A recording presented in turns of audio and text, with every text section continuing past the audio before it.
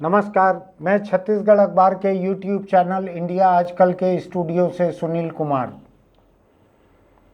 Cyber ठगी जिस रफ्तार से हिंदुस्तान में बढ़ती जा रही है, मैं हैरान हूं एकदम। मेरे शहर से लगे हुए एक शहर में एक छात्रा खुदकुशी करने जा रही थी, इसलिए कि अपने पिता के बैंक खाते से उसने ठगों को 29 लाख रुपए भेज दिए। उसको कोई एक कॉल आया जिस पे उसको लालच दिया गया कि आप रेस्टोरेंट का रिव्यू करो, इसमें इतना पैसा मिलेगा, उतना मिलेगा। उससे गूगल पे अकाउंट खुलवाया गया, उसमें 5-6 हज़ार रुपया ठग ने डाल भी दिया। इसके बाद उससे पैसा लेना चालू हुआ तो 29 लाख रुपया उसने ले लिया ठग ने। और ये छात्रा जो है अपने पिता के खाते से उस पैसे को भेजती चली गई। आजकल डिजिटल सहूलियत बहुत हो गई है। सहूलियत इतनी हो गई है कि मेरे जैसा व्यक्ति जिसके खाते में कुल कुछ हज़ार रुपए रहते हैं, वो भी अब इंटरनेट पर जब कोई सामान पसंद आता है 200-400-500 रुपए का, 1000 रुपए का, तो देख कर सामान पसंद करके उसका भुगतान करके बुला लेता है। 3 दिन पहले ही ऐसे ही ठगी हुई मेरे साथ। मुझको क्रिस्टल के मग भेजने के लिए तस्वीरें दिखाई गई। क्रिस्टल जो कि प्राकृतिक पत्थर रहता है, उससे बने हुए मग बहुत ही खूबसूरत दिखाए गए कि ये 2 मग जो हैं 800 या 900 रुपए में मिलेंगे, आप छांट लीजिए। बहुत बड़ा वेबसाइट था, कई तरह से कॉम्बिनेशन बनाने का था। छांट के मैंने पैसा ट्रांसफ़र किया। अभी मेरे पास चीनी मिट्टी के 10-10 रुपए वाले 2 कप भेजे गए हैं जो सड़क किनारे बिकते हैं। वहाँ भी मुश्किल से शाम तक 10 रुपए में बिकते होंगे। मैं अपना दुखड़ा इसलिए रो रहा हूँ कि मैं भी ये ऑनलाइन ठगी का शिकार हो गया हूँ। जब बाद में सर्च करना शुरू किया तो पता लगा कि ऐसे ही क्रिस्टल मग जो कि बड़े खूबसूरत जवाहरात की तरह दिखते हैं, उनको पाने के चक्कर में बहुत सारे लोग 1000, 500, 2000 रुपया गंवा चुके हैं, बहुत से लोग। मैंने भी अपने फेसबुक पर पोस्ट किया है कि ये फेसबुक पे इश्तहार दिखाकर ये जालसाजी की जा रही है। और फेसबुक के अधिकतर इश्तहार जालसाजियों के रहते हैं, ठगों के रहते हैं। फेसबुक के इश्तहार से कोई भी सामान मत खरीदिएगा। अधिक खतरा यही है कि उसमें धोखा खा जाएंगे। मार्क जुकरबर्ग इसको सुनेगा तो उसको अच्छा नहीं लगेगा, लेकिन मेरा मानना है कि खुद फेसबुक के पास अगर जरा सा भी आर्टिफिशियल इंटेलिजेंस है तो इस बात को समझ सकता है कि किस तरह से कोई मिट्टी के मोल ऐसा सामान बेच सकते हैं। क्या 400 रुपए में कोई क्रिस्टल का बना हुआ मग भेज सकता है? मैं तो मूर्ख साबित हुआ। लेकिन क्या फेसबुक का इतना बड़ा जो एल्गोरिदम है, जो इतना बड़ा उसका आर्टिफिशियल इंटेलिजेंस का सिस्टम है, क्या वो भी इसको नहीं पकड़ सकते कि ये सामान ऐसे असंभव दाम पे अगर बेचा जा रहा है तो इस इश्तहार को लेकर फेसबुक पे पहले लोगों ने क्या लिखा है? मैं अभी जब देख रहा हूँ उस इश्तहार को दोबारा, तो उसमें 100-100, 50-50 लोग लिख रहे हैं कि ये धोखा दिया जा रहा है, ठगी है, जालसाजी है, कोई मत खरीदना, झूठा है, फ्रॉड है, फरेब है। खैर, मेरा पैसा डूब चुका है। जितना पैसा खाते में था उसमें करीब 10-15% ही चले गया एक बार में। थोड़ा उससे अकल मुझको आनी चाहिए, लेकिन मेरे बताने के बावजूद बहुत सारे लोग जो हैं, आपको ध्यान होगा यहाँ साइबर ठगी का, व्हाट्सएप पे कॉल आता है, एक मैसेज आता है आपके खिलाफ मुंबई में केस दर्ज है, आपके सिम कार्ड से 200 बैंक अकाउंट खोले गए हैं, आपके पैन कार्ड से, आधार कार्ड से, उनके पास नंबर भी रहता है, पता नहीं कहाँ से जुटाते हैं। फ़ोन आता है कि नारकोटिक्स ब्यूरो से बोल रहे हैं और आपके बैंक अकाउंट में पैसा आया है, गया है, आपके आधार कार्ड से 200 बैंक अकाउंट खुले हैं, ड्रग्स की स्मगलिंग हो रही है, आप तुरंत आइए यहाँ मुंबई, जमानत का इंतज़ाम करके आइए। कभी वर्दी में कोई दिखाएंगे, पीछे नारकोटिक्स ब्यूरो लिखा हुआ है, कभी सीबीआई लिखा हुआ है, सामने यूनिफॉर्म में ठग बैठे रहते हैं। बहुत सारे लोग दहशत में आ जाते हैं। उन्होंने जुर्म कुछ नहीं किया है, लेकिन दहशत में आ जाते हैं। मैं अभी खबर देख रहा था, मेरे सामने है, नोएडा की एक खबर है। एलआईसी के एक रिटायर्ड मैनेजर, एलआईसी का मैनेजर, थोड़ी बहुत तो अकाउंट की चीज़ों की जानकारी रही होगी, नोएडा में रहते हैं परिवार सहित। उनको इस हद तक डराया गया कि आपके खिलाफ ईडी का केस है, आपके बैंक अकाउंट में लोगों का करोड़ों रुपया आ रहा है, जा रहा है। पूरे परिवार को डिजिटल अरेस्ट कर लिया गया। आपने सुना होगा प्रधानमंत्री नरेंद्र मोदी ने एक बार कहा था कि हिंदुस्तान के कानून में डिजिटल अरेस्ट नाम की कोई चीज़ नहीं है। आपको कोई डराने की कोशिश करे तो बिल्कुल मत डरिएगा। मैंने उनकी बात मान ली है। मैं डिजिटल अरेस्ट के टेलीफोन कॉल से नहीं डरता। मुझको भी आया, मेरे बेटे को भी आया डिजिटल अरेस्ट के लिए टेलीफोन कॉल, हम नहीं डरे उससे। हमने प्रधानमंत्री की बात सुनी हुई थी। लेकिन उनके करोड़ों फॉलोअर्स हैं, उसके बावजूद लोग अभी डिजिटल अरेस्ट की बात सुन के ढेरों पैसा डुबा रहे हैं अपना। किसी वकील से ठग लिया गया, किसी एक रिटायर्ड फौजी लेफ्टिनेंट जनरल थे, उनसे ठग लिया गया करोड़ों रुपया। अब एलआईसी के एक मैनेजर हैं, रिटायर्ड मैनेजर, पूरे परिवार को 5 दिन डिजिटल अरेस्ट रखा गया। 1,10,00,000 रुपया उनसे ठग लिया गया धमकाकर। हालत ये हो गई कि परिवार के बाकी लोगों को डिजिटल अरेस्ट में रखा गया, जो कि कोई चीज़ नहीं होती है, झांसा है केवल। और पति पत्नी बैंक गए, बैंक जाके एफडी तुड़वाया। एफडी तुड़वा के आके उन्होंने वो पैसा ठग को और दिया कि परिवार गिरफ्तारी से बच जाए। एक मध्य प्रदेश का अभी कुछ दिन पहले का मुझको याद पड़ रहा है, पुलिस का या किसी दूसरे फोर्स का इंस्पेक्टर है। उस इंस्पेक्टर को 28 दिन या कितने दिन डिजिटल अरेस्ट में रखा गया। प्रधानमंत्री को अपनी बात को दोहराना पड़ेगा। मुझको लगता है कि मन की बात, परीक्षा की बात जितनी है, उसमें उनको हर बार दोहराना पड़ेगा, या उनके वीडियो डिजिटल अरेस्ट के खिलाफ उतने हिस्से को केंद्र सरकार को चारों तरफ दिखाना चाहिए। अभी तक लोग उनकी बात को मान नहीं रहे हैं। पता नहीं क्यों उनकी बात पे, इस एक बात पे लोगों को भरोसा नहीं हो रहा है। बाकी बातों पे तो भरोसा हो रहा है। इसीलिए आपने देखा होगा दिल्ली में अभी बीजेपी जीती है। खैर, मैं राजनीति में जाना नहीं चाहता, बात बहुत लंबी खिंच जाती है। तो मैं इस पे आना चाह रहा हूँ कि ये हो क्या रहा है देश में। ये कितने किस्म के साइबर क्राइम हो रहे हैं।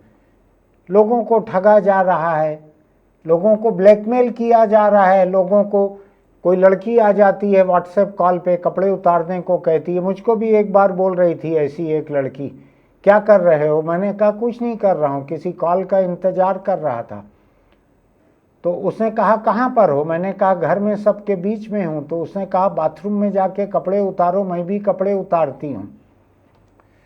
तो मैंने कहा घर में बाथरूम ही नहीं है मेरे। इस तरह का हंसी ठट्ठा करके उसको भी समझ में आ गया कि मैं आसानी से कपड़े उतारने वाला नहीं हूँ। अगर एक बार कपड़े उतार देता तो वो आखिरी सिक्का तक मेरे खाते का निचोड़ लेते ब्लैकमेलर। अभी हुआ है 2 दिन 3 दिन पहले, यहाँ पर किसी रिटायर्ड प्रोफेसर या प्रिंसिपल से लाखों रुपया ब्लैकमेलरों ने निकाल लिया। उनका कोई वीडियो वगैरह बना लिया था ऐसे ही वीडियो कॉल पे। ध्यान रखिएगा, कोई सलमान खान जैसा कोई व्यक्तित्व रहे और उससे कोई लड़की वीडियो कॉल पे कपड़े उतार ले तो अलग बात है। आमतौर पे कोई लड़की आपको वीडियो कॉल करके अपने कपड़े नहीं उतारेगी। मान लीजिए वो ब्लैकमेलर ही हैं। मैंने ऐसे कई मामले देखे हुए हैं, इसलिए आपसे कह रहा हूं कि इससे सावधान रहिए।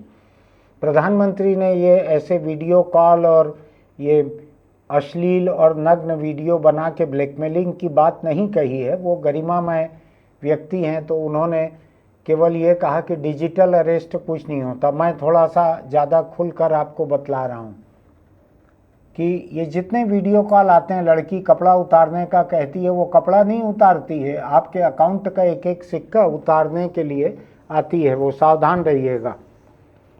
आपको मज़ा लेना हो इन सब का तो उसके अलग बहुत सारे जरिए हैं, अलग से मिलेंगे तो मैं बता सकता हूँ। लेकिन ऐसा वीडियो कॉल पे कपड़ा उतारने पे उतारू मत हो जाइएगा। सच में ही नंगे हो जाएंगे, कुछ बचेगा ही नहीं बदन पर। मैं अभी देख रहा हूं कि इसी तरह के मामलों को लेकर जो बैंक खाते हैं जिनमें ये पैसा लिया जाता है लोगों से, ब्लैकमेलिंग का, ठगी का, जालसाजी का, धमकी का, डिजिटल अरेस्ट के नाम पर तरह तरह की जालसाजी से पैसा, कभी शेयर मार्केट में पैसा लगवाने के नाम पर, कभी क्रिप्टो करेंसी में पैसा लगवाने के नाम पर लोगों का जिंदगी भर का बचाया हुआ एक एक सिक्का ठग निचोड़ ले रहे हैं। मैं केंद्रीय गृह मंत्री अमित शाह का अभी कहा हुआ एक देख रहा हूं। उन्होंने साइबर सुरक्षा के बारे में एक कार्यक्रम में अभी बतलाया कि भारत सरकार एआई का इस्तेमाल करने वाली है। जो म्यूल अकाउंट्स हैं, म्यूल अकाउंट, म्यूल कहते हैं खच्चर को, म्यूल समझते हैं ना आप? जब हम पहाड़ी जगहों पे घूमने जाते हैं, आप गुलमर्ग जाइए, कि आप हिमाचल में कहीं ऊपर मसूरी चले जाइए, या किसी और हिल स्टेशन पे केदारनाथ, अमरनाथ कहीं जाइए, तो जो खच्चर चलते हैं जिनके ऊपर हमारे आपके जैसे लोग 100-150 किलो तक के लोग बैठकर जाते हैं, जो कायदे से तो उस खच्चर के साथ जुल्म में गिनाना चाहिए, लेकिन होता कुछ नहीं है, तो उनको म्यूल कहते हैं।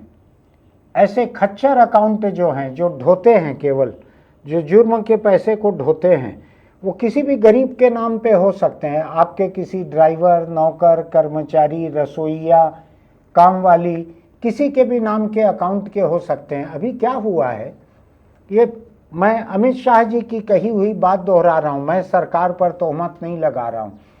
उन्होंने कहा है कि प्रधानमंत्री मोदी की डिजिटल इंडिया की जो कल्पना है, उसकी वजह से इतना विस्तार हो चुका है डिजिटल अकाउंट्स का, डिजिटल ट्रांजैक्शन का, कि उसी अनुपात में डिजिटल सुरक्षा बढ़ाने की ज़रूरत है। अब जनधन खाते कितना, 1 करोड़ लोगों के खुल गए होंगे जनधन खाते, सभी के खुल गए हैं। तो इन खातों में पैसा तो रहता नहीं है, थोड़ा बहुत पैसा 1000-2000 रुपया रहता है। तो जो ठग और जालसाज रहते हैं, इनको पैसा तो किसी न किसी अकाउंट में लेना रहता है। तो ये ऐसे सैकड़ों अकाउंट किराए पर ले लेते हैं। जैसे मुझको आज मेरी कुल कमाई मान लीजिए आज 5000 रुपये महीने है, मुझको कोई आके कहे तुम्हारे बैंक अकाउंट में थोड़ा सा पैसा हमारा आएगा जाएगा, तुमको कुछ नहीं बिगड़ेगा, हम 25,000 रुपया महीना तुमको देंगे। मुझको लगता है बहुत सारे गरीब ऐसे हैं जो इतनी लालच पे काबू नहीं पा सकेंगे, जो अपने खाते को दे देंगे। ठीक है, 25,000 रुपया ये पहले रखो, 25,000 नगद, और उस बैंक अकाउंट में पता लगेगा अगले 1 महीने में 100 करोड़ रुपया आया और चले गया। कहाँ गया? या तो कहीं विदेश के खाते में चले गया, या उस खाते के पैसे से क्रिप्टो करेंसी खरीदी गई। क्रिप्टो करेंसी कहाँ जाती है? समंदर में, किसी को पता नहीं लगता है। जैसे ओसामा बिन लादेन का ताबूत अमेरिका ने किसी समंदर में डुबा दिया है, ऐसा उसने कहा, ताकि उसका कोई स्मारक वगैरह न बने। कहाँ पर है ओसामा का ताबूत, किसी को नहीं मालूम है। ऐसे ही क्रिप्टो करेंसी का पैसा दुनिया में कहाँ जाता है, किसी को पता नहीं चलता। ये पूरा, मैं आपको क्रिप्टो करेंसी के बारे में कह सकता हूँ कि दुनिया के कई देशों की सरकारें ये मान चुकी हैं कि पूरे धोखे की जड़ है। ये किसी सरकार की क्रिप्टो करेंसी नहीं है, धोखे की जड़ है, जितना धोखा यहाँ दिया जा रहा है। अमित शाह जी ने कहा है कि आर्टिफिशियल इंटेलिजेंस का इस्तेमाल करके हम ऐसे बैंक खातों को पकड़ेंगे जो म्यूल अकाउंट्स हैं, जो खच्चर अकाउंट हैं, खच्चर खाते, जिनको भाड़े में ले लिया गया है, जिनके ऊपर लोगों को लाद दिया गया है ऐसा कि ऊपर पहाड़ तक, मंदिर तक ले जाओ, दिखा के लेके आओ, ऐसा लोगों के खाते किराए में लिए गए हैं। और मजदूर जो हैं उनके खाते में 10-20-50 करोड़ रुपया आ जाता है महीने में और चले जाता है। बैंक क्या करता है? मैं हैरान होता हूँ इस बात को लेकर कि गरीबों के खाते बैंक क्या करता है। अभी अमित शाह ने जो कहा है, मैं उसके ऊपर लौटता हूँ, जरा पहले उनकी बात पूरी कर लूँ, फिर अपनी बात रखता हूँ। उन्होंने कहा है आज हिंदुस्तान में 19 लाख खच्चर खाते चल रहे हैं।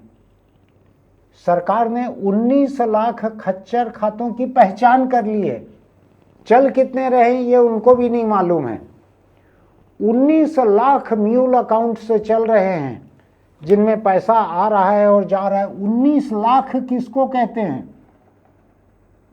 हर वार्ड में एक एक होगा ऐसा लग रहा है मुझको, ऐसा जालसाज ठग या ऐसा एक खाता, हर ब्रांच में ऐसे कई खाते होंगे। तो उन्होंने कहा है कि हम एआई से पहचान करेंगे कि बैंक के कौन से अकाउंट ऐसे हैं जो म्यूल अकाउंट की तरह इस्तेमाल किए जा रहे हैं, जहां जुर्म का पैसा आ रहा है और उसको बाहर ले जा रहे हैं लोग, दूसरे खाते में, दूसरे देश में, क्रिप्टो करेंसी में ले जा रहे हैं। अच्छा है अगर सरकार ऐसा कर रही है तो, और सरकार अगर 19 लाख खातों का अभी तक शिनाख्त कर चुकी है तो। मैं यहाँ पे एक छोटी सी बात और कहना चाहता हूँ, ये केवल बैंक खातों की बात नहीं है, बैंक खातों से परे अभी आंध्र से मजदूरी करके छत्तीसगढ़ के मजदूर आ रहे थे एक बस में, नागपुर से रायपुर के बीच में थे, और नागपुर में कुछ लोग चढ़ गए उनकी बस में, नकाब लगाए हुए 5-7 लोग, उन्होंने मजदूरों को लूट लिया, मजदूरों को लूट लिया। और बाकी तो लूटपाट जैसे कि मजदूरी का पैसा नगद रहा होगा उसको लूटपाट किया सो किया। अपने फ़ोन के यूपीआई में, अपने फ़ोन के यूपीआई में मजदूरों के मोबाइल फ़ोन से जो पैसा डाल सकते थे उसको नोच लिया उन्होंने मजदूरों को। मुझको एक तो तरस आई लुटेरों के ऊपर, शायद हम सबको चंदा करके ऐसे लुटेरों की कुछ मदद करना चाहिए जो मजदूरों को लूट रहे हैं, बस में चढ़कर नकाब लगाकर मजदूरों को लूट रहे हैं। सच में ही गरीबी बेरोजगारी बहुत अधिक होगी उधर। नागपुर की बात है, वैसे तो शहर बड़ा है, लेकिन अगर वहाँ के लोग मजदूरों को इस तरह से लूट रहे हैं और अपने फ़ोन के यूपीआई में उनसे पैसा ट्रांसफ़र करवा रहे हैं उनके फ़ोन से, जो कि पकड़ भी आ सकता है, वो पुख्ता सबूत हो गया, चाहे मुझसे 2000 रुपया वो अपने यूपीआई अकाउंट में ले, वो पुख्ता हो गया, किसी फ़ोन से जुड़ा हुआ है, किसी बैंक अकाउंट से जुड़ा हुआ है। कुछ हजार रुपए के लिए ऐसे खातों का इस्तेमाल हो रहा है। इसको सोच के देखिएगा जरा कि ये डिजिटल धोखाधड़ी जो है किस हद तक हो रही है। ये भी मेरे आसपास 2-3 ऐसी खबरें आई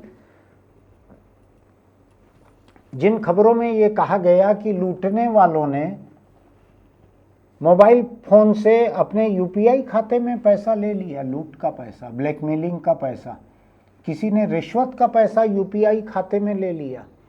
कहीं कहीं रिश्वत का पैसा लोग बैंक खातों में ले रहे हैं, अपने बेटे के, बेटी के, पत्नी के बैंक खाते में लोग रिश्वत का पैसा ले रहे हैं।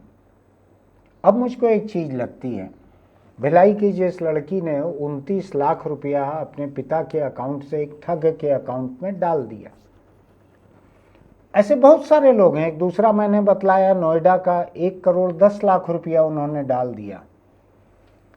जिस एआई की बात अमित शाह जी कर रहे हैं, उस खबर को पढ़ने के भी पहले मैंने अपने वीडियोग्राफर और एडिटर के साथ बैठकर जब बात की तो इस खबर को पढ़ने के भी पहले मैंने एक चीज़ सोची कि क्या एआई का इस्तेमाल करके हिंदुस्तान के तमाम जो निजी खाते हैं, क्या उन निजी खातों से होने वाले ट्रांजैक्शन को एआई के माध्यम से ये नहीं देखा जा सकता कि किसमें कुछ गड़बड़ भुगतान और ट्रांसफ़र दिख रहा है। जैसे मिसाल के तौर पर बताता हूँ आपको, मैंने आज तक कभी अगर अपने निजी अकाउंट से 5-10 हज़ार से बड़ा कोई पैसा भेजा नहीं है किसी को, और मैं एकाएक अगर 2 लाख 5 लाख रुपया किसी को ट्रांसफ़र कर रहा हूँ तो एआई को पकड़ना चाहिए कि ये क्यों ट्रांसफ़र हो रहा है, पहला।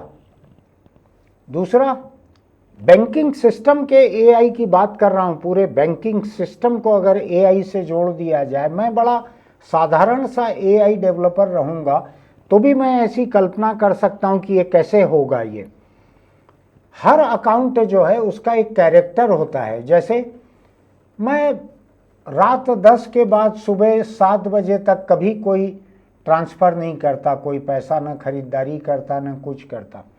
अगर ऐसा होने लगे रात बिरात तो पहला अलर्ट होना चाहिए कि ये अनयूजुअल टाइम पर ये हो रहा है।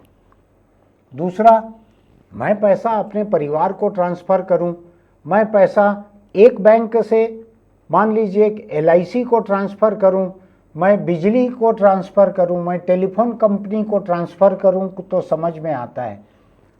मैं एक किसी दूसरे निजी अकाउंट को ट्रांसफ़र कर रहा हूं 2 लाख, 2 घंटे बाद फिर 1 लाख, 3 घंटे बाद फिर 5 लाख, तो ये बात एआई तुरंत पकड़ सकता है कि ये अनयूजुअल है, ये ट्रांसफ़र। इस अकाउंट से कभी भी इस तरह से लाखों रुपए गए नहीं थे, पहली बात।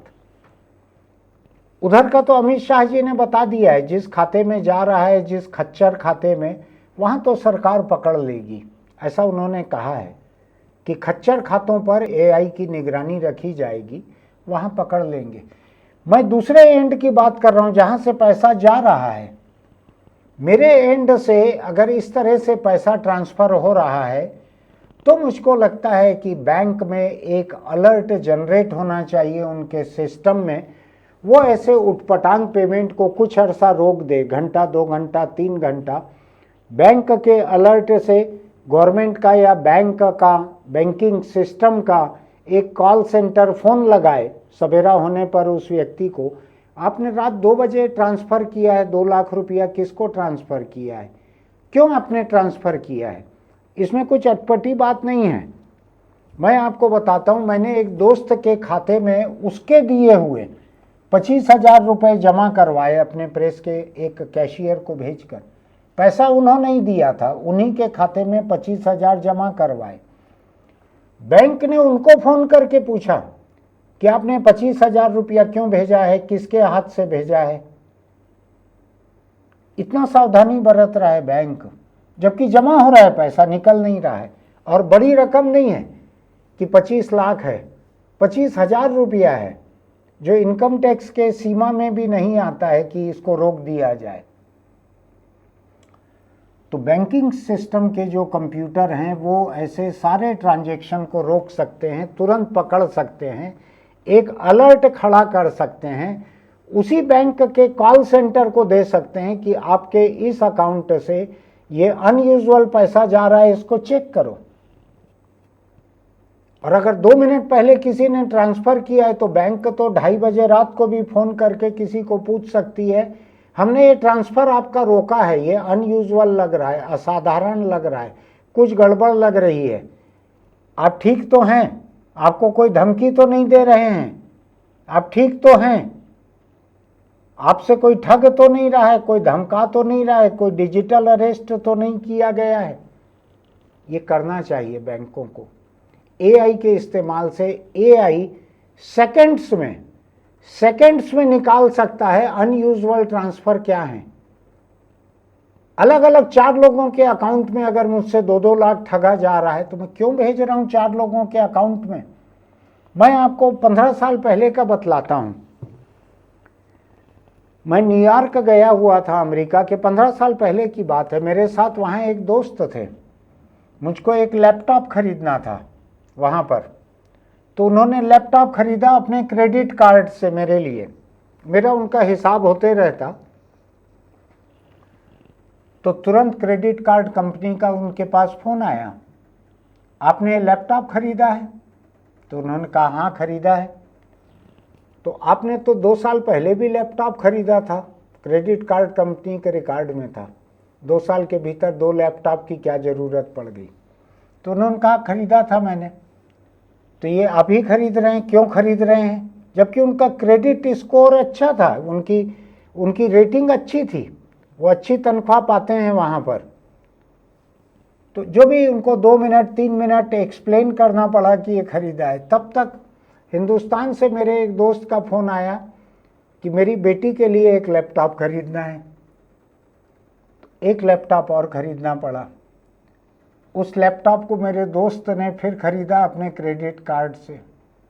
क्रेडिट कार्ड कंपनी का एक पल के भीतर फ़ोन आ गया, उसने पेमेंट होने नहीं दिया दुकान को जहां हम खड़े थे। उसने कहा क्या कर रहे हो आप भाग रहे हो क्या अमेरिका छोड़कर? 2 मिनट में 2 लैपटॉप आपने खरीदे हैं। किस बात के लिए आप खरीद रहे हो इतना लैपटॉप? अभी खरीदा है आपने 2 मिनट पहले, अभी फिर खरीद रहे हो। उनको 10 मिनट लग गया क्रेडिट कार्ड कंपनी को समझाने में कि ये धोखाधड़ी जालसाजी नहीं है, मैं खरीद रहा हूँ, मुझको हिंदुस्तान भेजना है लैपटॉप इसलिए। ये 5 मिनट के भीतर ये दोनों देखा हुआ है मेरा। ऐसा कंपनियां अपने कंप्यूटर से जब देख के लोगों को फ़ोन करके दबोच लेती हैं, क्यों खरीद रहे हो ऐसा, भाई पैसा दोगे कि भाग जाओगे छोड़कर। तो हिंदुस्तान में भी अगर एआई की निगरानी रखी जा सकती है, अगर म्यूल अकाउंट पर पैसा आने की निगरानी रखी जा सकती है, म्यूल अकाउंट को पहचानने के लिए रखी जा सकती है कि कौन से अकाउंट है जहां अंधाधुंध पैसा आता है। महादेव सट्टे का पैसा देख रहे हैं ना आप, दसियों हजार करोड़ रुपया महादेव सट्टे का ऐसे खातों में पहुंचा, वहां से बंद पड़ी कंपनियों के खाते में गया, वहां से देश के बाहर चले गया। अब ईडी जो है गिरफ्तारी किए चले जा रही है, क्या फायदा उससे। तो मेरा ये मानना है कि अमित शाह जी जिस एआई का इस्तेमाल म्यूल अकाउंट्स के लिए करने जा रहे हैं, पहचान करने के लिए, निगरानी रखने के लिए, उसी एआई का इस्तेमाल देश के हर खाते पे, हर निजी खाते पे रखना चाहिए। और बड़े सिंपल पैरामीटर उसके सेट किए जा सकते हैं। अनयूजुअल समय पर ट्रांजैक्शन, अनयूजुअल अमाउंट का ट्रांजैक्शन, अनयूजुअल अकाउंट्स में ट्रांसफर, अनयूजुअल रिपीटिशन। अभी 2 लाख भेजा, फिर 1 लाख भेज रहे, फिर 5 लाख, कर क्या रहे हो भाई। बैंक की भी जिम्मेदारी है अपने खातों पे नजर रखना। पैसे मेरे अपने हैं, चाहे मैं किसी को भेज रहा हूं, लेकिन बैंक को हक है जहां उसको शक हो रोक देने का। मैं आपको बतलाता हूं, कभी कभी मुझको अपनी पत्नी के अकाउंट से लोन लेना पड़ता है, कर्ज लेना पड़ता है, तो वो अपना चेक देती हैं, उनका सैलरी अकाउंट है सरकारी बैंक में, वहाँ का चेक देती हैं, पीछे अपना मोबाइल नंबर लिख के देती हैं, क्योंकि जब उनके बैंक में वो चेक लगता है तो बैंक उनको फ़ोन करता है, आपने ये सुनील कुमार जी को 2 लाख रुपए का चेक दिया है क्या। वो कहती हैं हाँ दिया है। यहाँ तक पूछ लेते हैं क्यों दिया है, तो वो कहती है मेरे पति है इसलिए दिया है। अच्छा ठीक है। अब आप इस बात को समझिए कि जब एक चेक लोगों ने अपने खाते का पैसा दिया है, चेक साइन करके भेजा है, ऑनलाइन ट्रांसफर नहीं है, तो भी पूछ रहे हैं कि आपने पैसा दिया है क्या, चेक दिया है क्या, क्यों दिया है। 25,000 रुपया किसी खाते में जमा करने मैंने भेजा तो उसको पूछ रहे हैं, जिसके खाते में जमा हो रहा है, ये फलाने आदमी आए हैं आपके खाते में जमा करने के लिए, क्यों आपने इनके हाथ से भेजा है ये पैसा। तो जब बैंक इतनी सावधानी रख सकती है, तो मेरा ये मानना है कि एआई का इस्तेमाल करते ही मेरे जैसे बहुत ही कम बुद्धि का जो बैंकिंग नहीं समझता है, उसको ये बात समझ में आ रहा है कि 10-20 ऐसे पैरामीटर सेट किए जा सकते हैं जिसके आधार पे एआई तुरंत पकड़ ले कि ये पहली रिस्क दिख रही है, ये 2 रिस्क हो गई है इस खाते में, ये 3 रिस्क हो गई है, अब हम रेड फ्लैग कर रहे हैं इस अकाउंट को। तो रेड फ्लैग रहने से कुछ घंटे के लिए सस्पेंड हो जाए वो अपने आप, बड़े आराम से हो सकता है, कुछ बड़ी चीज़ नहीं है इसमें। इसके बाद वो जा सकता है कॉल सेंटर को। अगर ट्रांजैक्शन रात को 2 बजे अचानक ऐसे हो रहे हैं तो इजाज़त ले सकती है बैंक अपने कस्टमर से कि अगर रात बिरात आपके अकाउंट से इस तरह की ठगी का अंदेशा दिखे तो क्या हम आपको फ़ोन कर सकते हैं। तो कौन ग्राहक बोलेंगे आप न करें फ़ोन, और नहीं देते हैं इजाज़त तो सवेरे 7 बजे उनको लगा लीजिए फ़ोन कि ये पैसा किस बात का भेज रहे थे आप 3 अलग अलग खातों में 2-2 लाख रुपया 2 बजे रात को। मेरा ये कहना है जहाँ से पैसा बाहर जा रहा है उसकी सीमा तय कर देनी चाहिए। मैंने अभी आपके सामने बात करने के पहले बैंक से पता लगाया, मेरी कुछ लाख रुपए एक दिन में अपने मोबाइल एप्लीकेशन से, बैंक के मोबाइल एप्लीकेशन से ट्रांसफ़र करने की सीमा है। मैंने पता लगाया तो इस सीमा को मैं खुद ही कम कर सकता हूँ, घटा सकता हूँ कि 24 घंटे में उससे ज़्यादा पैसा ट्रांसफ़र नहीं होगा मेरे अकाउंट से। मान लीजिए मैंने 1 लाख की सीमा तय कर दी कि 1 लाख से ऊपर पैसा ट्रांसफ़र नहीं होगा, तो इस सीमा को जब मैं बदलूंगा बैंक के मोबाइल ऐप में तो उसको लागू होने में 24 घंटा लगेगा। तो इस 24 घंटे में कोई ठग भी मुझसे मेरे खाते से पैसा नहीं ले सकते उससे ज़्यादा। ऐसी सावधानियां बैंकों को अपने कस्टमर को भी बतानी पड़ेगी। और कस्टमर तो समझ नहीं रहे हैं, बड़े बड़े अफसर नहीं समझ रहे हैं, पुलिस इंस्पेक्टर नहीं समझ रहे हैं, लाखों करोड़ों रुपया गंवा दे रहे हैं। तो आपको ये भी करना पड़ेगा, एआई का इस्तेमाल करके आप संदिग्ध ट्रांजैक्शन, जितने सस्पिशियस ट्रांजैक्शन हो रहे हैं उनको फ्लैग कीजिए। एक हो गया तो एक स्तर का शक पैदा हो गया, उसके बाद एआई तुरंत ढूंढ सकता है कि इस आदमी ने 2 बजे रात को कभी पैसा नहीं भेजा है किसी को, अब क्यों भेज रहा है। दूसरा, इस आदमी का रिश्तेदार भी नहीं है, दोस्त भी नहीं है, पहले कभी भी नहीं भेजा है, आज पहली बार 2 बजे रात भेज रहा है। 2 चीजें हो गई। तीसरा, एक अकाउंट, 2 अकाउंट, 3 अकाउंट को भेज रहा है। ऐसा क्या आग लग गई है जिसको बुझाने के लिए 2-3 लोगों को रात को, आधी रात को या 3 घंटे के भीतर दिन में पैसा भेज रहा है। कई तरह की चीजें रहती है। आप इसको जब ये सोचेंगे कि अमित शाह जी जिस म्यूल अकाउंट पे एआई निगरानी की बात कर रहे हैं, और जब आप देखेंगे कि एआई निगरानी वाले जो म्यूल अकाउंट हैं, इनमें से किसी का भी पैसा उनमें से किसी भी अकाउंट में जा रहा है। आखिर म्यूल अकाउंट में पैसा किसी न किसी खाते का जाता है ना, तो किसी भी अकाउंट का पैसा उन खाते में जा रहा है तो उसको तुरंत रोक दिया जाए उस खाते को। ये बहुत मुश्किल काम नहीं है। एआई जो है बहुत बड़े बड़े काम करता है, बहुत तेज रफ्तार से। तो इसके बारे में बैंकों को सोचना चाहिए। अगर आपके आसपास कोई सांसद हों, विधायक हों, कोई पुलिस वाले हों जिनसे आपकी पहचान हो, उनको भी बताइए कि एआई से हिंदुस्तान के तमाम निजी बैंक खातों पे नज़र रखी जा सकती है। ये रखा जा सकता है कि 10-20 हज़ार तक के ट्रांजैक्शन को मत देखो, लेकिन उससे बड़ा पैसा अगर जाता है, एआई की निगरानी पहले ट्रांजैक्शन पे चौकन्नी हो जाए, दूसरे पे एकदम देखने लगे गौर से, और तीसरे पे अकाउंट को रोक दे कुछ देर के लिए। अगर एआई से ऐसा किया जाएगा, जो कि बड़ा आसान काम है, मैं आपसे कह रहा हूँ, चाहे 100 करोड़ खाते ही क्यों ना हो, बड़ा आसान काम है। जिन खातों में 2,000-4,000 रुपया होगा उनसे पैसा बाहर नहीं जाएगा, उनका इस्तेमाल उधर हो सकता है, जो अमित शाह जी कह रहे हैं खच्चर खाते की तरह हो सकता है, भाड़े पर लेकर। इन दोनों सिरों पे जब नज़र रखी जाएगी तो मेरा मानना है कि ठगी जालसाजी कुछ कम होगी, लोगों को डिजिटल अरेस्ट कहकर उनको लूटना कुछ रुक सकेगा।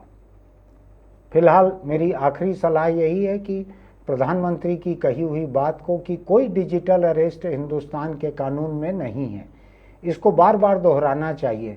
भाजपा के 10 करोड़ सदस्य हैं देश में, उसको भी इस बात को दोहराना चाहिए कि कोई डिजिटल अरेस्ट नहीं है। उसके लोग प्रधानमंत्री की उतनी क्लिप कोई आगे बढ़ा देंगे तो भी कई लोग ठगने से, लूटने से बच जाएंगे। चलिए फिर मिलेंगे। आपको अगर मेरी ये बात काम की लगती है तो हमारे YouTube चैनल इंडिया आजकल को सब्सक्राइब कीजिएगा, लाइक कीजिएगा, नोटिफिकेशन की बटन दबाइएगा, टिप्पणी लिखिएगा। मेरी तरह ऑनलाइन खरीदी में धोखा मत खाइएगा। दुनिया में ऐसा कहीं नहीं होता कि हीरा ठीकरे के दाम पे मिलने लगे। मुझको एक नज़र में समझ लेना चाहिए था कि ये ठगी का सिलसिला है। मैं 1000 रुपये डुबा चुका हूँ। मेरे तजुर्बे से आप ठोकर खाने से बचें, इसलिए मैं अपनी बेवकूफ़ी को यहाँ खुलासे से बता रहा हूँ। कभी भी अविश्वसनीय दाम पे मिलने वाले सामान मत खरीदिए। आप आज ये पूरी की पूरी बात नसीहत की है, तो अलग से बीड़ी, सिगरेट, गुटखा, तम्बाकू और हेलमेट के बारे में मैं क्या कहता हूँ रोज़ आपको मालूम है। तो हेलमेट सिर के ऊपर रखिएगा, तंबाकू को मुंह से बाहर कीजिएगा। ये दोनों एक साथ कह दे रहा हूँ। फिर मिलेंगे।